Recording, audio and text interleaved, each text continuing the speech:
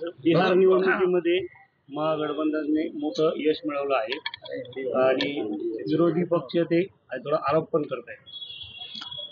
निश्चितपणे आपण जर बघितलं असेल तर बिहारमध्ये विधानसभेच्या ज्या निवडणुका संपन्न झाल्या, परत बिहारच्या नागरिकांनी, जनतेने या देशाचे लोकप्रिय प्रधानमंत्री आदरणीय नरेंद्र मोदी साहेबांवर विश्वास ठेवत परत NDAच्या सरकारला अतिशय बंपर मेजॉरिटी ज्या पद्धतीने आपल्या महाराष्ट्रामध्ये जनता जनार्दनाने बंपर आशीर्वाद दिलेत, त्याच धर्तीवर बिहारमध्ये सुद्धा त्या जनतेने त्या ठिकाणी NDA सरकारला आशीर्वाद दिलेले आहेत.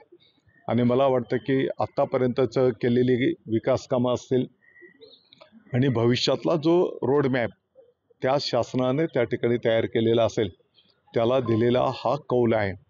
अर्थात आपण जर बघितलं असेल तर लोकसभेच्या निवडणुकीच्या काळात विरोधी पक्षाच्या लोकांना काही ठिकाणी अनपेक्षित यश मिळालं. खोट्या अफवा त्या काळात पसरवल्या गेल्या होत्या, जनतेमध्ये संभ्रम निर्माण केला गेला होता आणि तेव्हा आरोप करणारे हे सगळं चांगलं होतं असं बोलायचे. आणि आता विधानसभेच्या निवडणुकीत आपल्या विरोधात जनतेचा कौल गेला आणि मग त्यावेळेस ते आरोप करतात. मला वाटतं हा रढीचा डाव आहे आणि एक प्रकारे म्हटलं तर जनता जनार्दनाचा, मतदार राजांचा तो अपमान आहे. त्यांच्यावर अविश्वास निर्माण करणं हा जनतेचा अपमान आहे.